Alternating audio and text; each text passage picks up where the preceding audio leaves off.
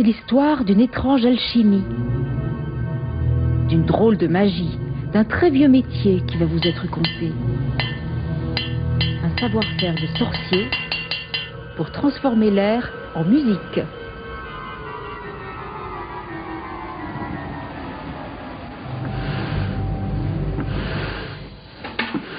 Pour construire un orgue, allumez un grand feu.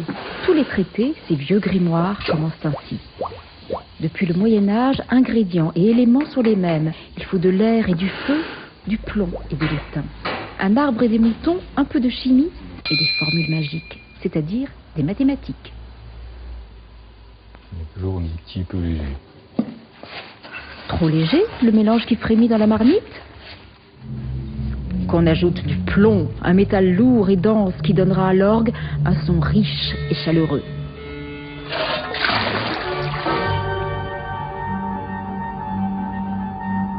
Jean est facteur d'orgue. Le facteur, c'est celui qui fabrique les instruments de musique. Son travail commence par un dessin. Pour être transportable, cet orgue est imaginé en 3 parties. Les soufflets, le clavier sur un sommier et les tuyaux.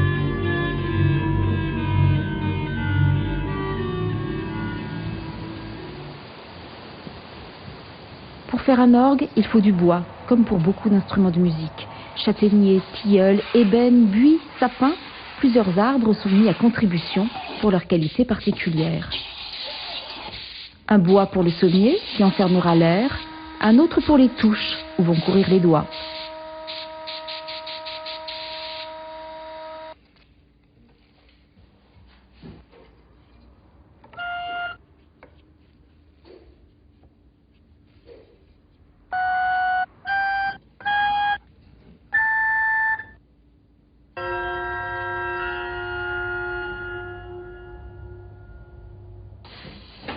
Dans la fonderie, le métal en fusion a atteint 300 degrés. Un peu de cire va aider à enlever les impuretés et le coulage des plaques de métal pourra commencer.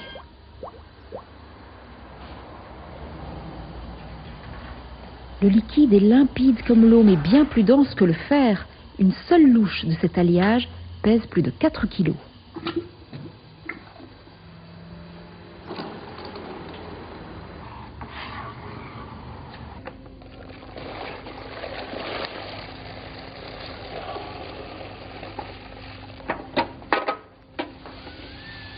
Le liquide s'écoule par une fente et une couche de métal brûlant se dépose sur la table. Elle durcit en un clin d'œil.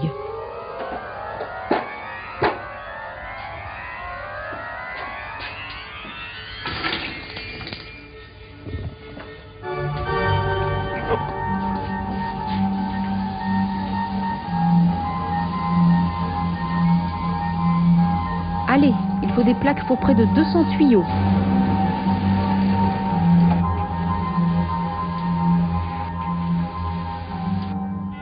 Le règne animal aussi sera mis à contribution, après l'épreuve du fer et du feu.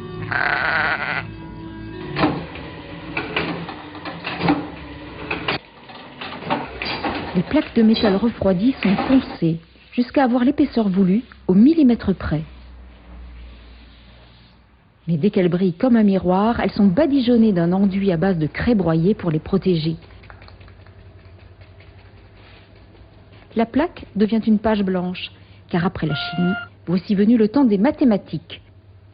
Chaque tuyau est tracé selon des dimensions précises. Pour chaque tuyau, il y a une longueur, une largeur, donc ça fait énormément de dimensions.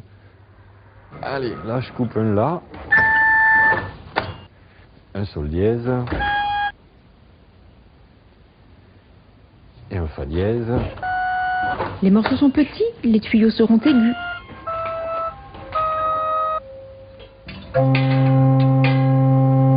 Puis les plaques sont roulées autour de formes appelées mandrins, elles aussi aux tailles bien définies. Ce gros tuyau est le plus grave. Celui-ci sera aigu.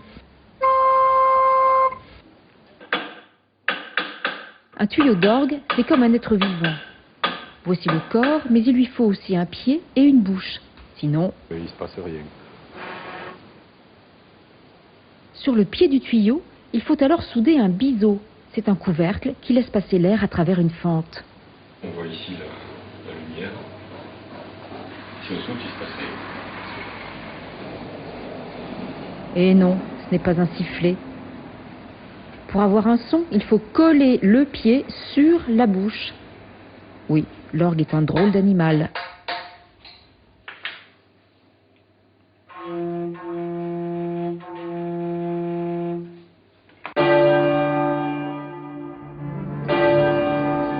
Ça y est les moutons, l'heure a sonné.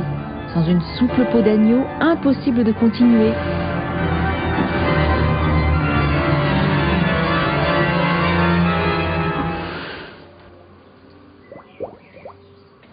La peau des moutons assure l'étanchéité des soufflets. Elle va retenir l'air prisonnier. Des triangles de bois, appelés éclisses, sont assemblés avec des lanières de peau pour former de grands éventails. C'est de la colle de peau. Un torchon fumant fait adhérer la colle de peau sur la peau. Voilà, ça c'est un côté.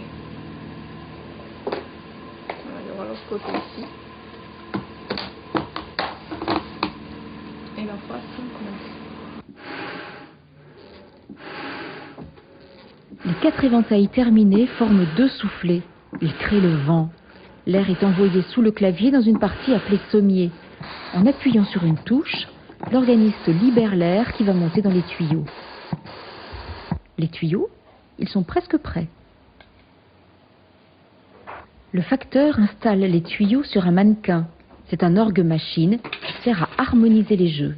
Harmoniser, c'est créer un ensemble avec toutes ces personnalités qui peuvent être très différentes au départ.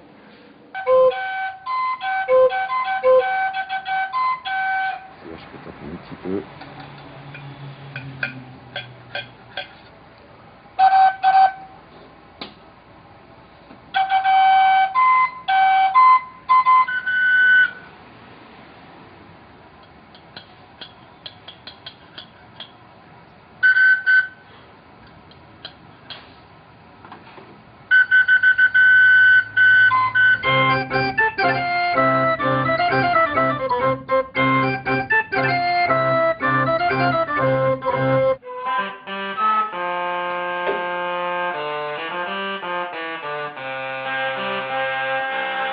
Encore quelques petits réglages et l'orgue est terminé. Clavier de bois, tuyaux de métal, soufflet de peau, la magie a opéré. Que l'air se transforme en musique.